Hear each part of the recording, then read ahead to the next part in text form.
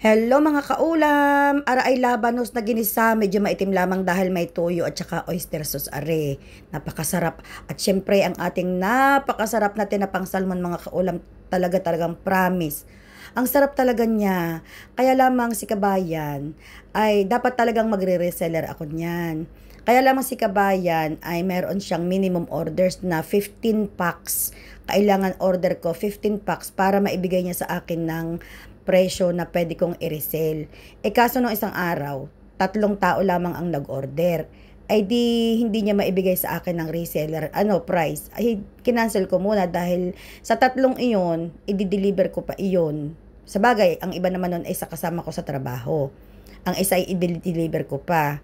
Tapos hindi ko naman pwedeng patungan pa ng mataas dahil nakakaawa na ang bibili. Sa bagay napakamura na dahil ang dami naman talaga ng laman. Ang katulad niyan, 3 beses ko nang niluluto. Pero mag-isa lang ako nakain. 3 beses ko nang niluluto ang isang pack. May natitira pa sa freezer na isang lutuan pa. Kaya mura na rin yan. Kaya lang ayoko magbigay ng mas mataas na presyo sa mga tao. Dahil ewan ko baga ako'y sadyang gayon sadyang ako'y maawain. Ay di iyan na nga, ako dyan mga kaulam, sabi ko sa inyo, kakaiba ang aking talent. Ako ang taong kahit masama ang pakiramdam, ganado talaga kumain, salamat sa Diyos, alhamdulillah. At yun ay talagang, sana naman ay huwag magbago hanggang sa ako'y tumanda. Ako'y umaga pa lamang nakakaramdam na ng yung parang iba yung pakiramdam ko sa katawan ko, medyo parang pagod, tapos masakit ang ulo, na parang, tapos bahin ako ng bahin, na para talaga akong lalagnatin, na para akong may sipon sa ilalim na hindi ko maintindihan. Ngayon, narinig ko din naman sa ibang tao dito sa Dubai, abay uso pala ang trangkaso dito, hindi ko naman alam Akala ko na ako lamang ang nakakaramdam. Tapos di yan, nung umaga pa lamang, hindi rin umaga, pagdating sa school, parang wala akong ganang kumain. So wala akong kinain sa school ng umaga hanggang tanghali. Ngayon, nung mga bandang alas 10:30,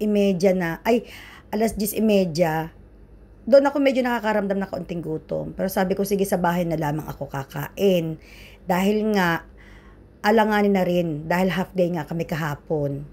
Medyo lalong sumama pa ang pakiramdam ko nung nagkaroon kami ng pagtatalo nung aking kasamahan sa trabaho. Lalaki pa naman na tinaasan ako ng boses na talagang umuwi ako kahapon na masamang-masama ang loob ko. Dahil ayaw ko sa lahat yung napapabayaan ang mga estudyante ko. Ayoko talaga dahil kahit na mahigpit ako sa mga estudyante ko, gusto ko maayos sila simula umaga hanggang sa uwian, maayos pa rin sila. Kaya yung pagtataas niya ng boses na iyon ay talagang akala niya ay siguro ay pinalampas ko na dahil pasakay na ako ng bus noon pauwi na ako ng bahay.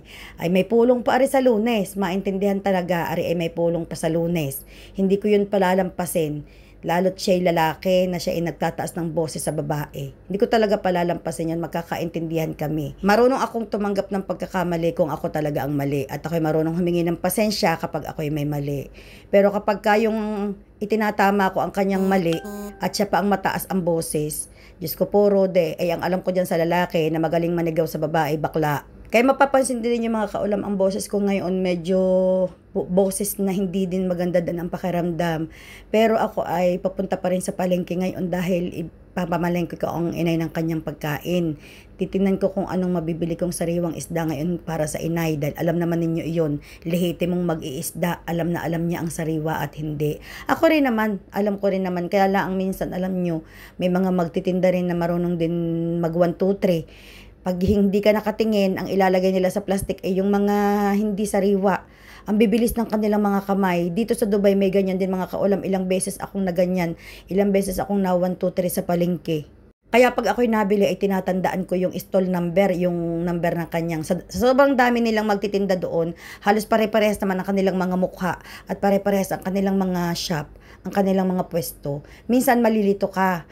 Kaya ako tinatandaan ko talaga yung number ng, may mga number ang ang kanilang pwesto. Tinatandaan ko yon, tsaka yung mukha nung lalaki na dito kasi mga lalaki ay nagbebenta ng isda sa palengke. Tinatandaan ko yon at kapag ako'y na 1, 2, 3, binabalikan ko talaga mga kaulam kahit malayo ang palengke. Talagang nag-aaksaya ako ng oras, ng gasolina, binabalikan ko talaga sila. Dahil ang katwiran ko, ako'y nagbabayad ng tama, ay di sana na may tama din ang aking ang aking makuhang isda. Pero ako talaga barat. Ako talaga yung natawad talaga ako ng sagad. Pero ang sarap talaga ng kain ko diyan mga kaulam, promise. Grabe.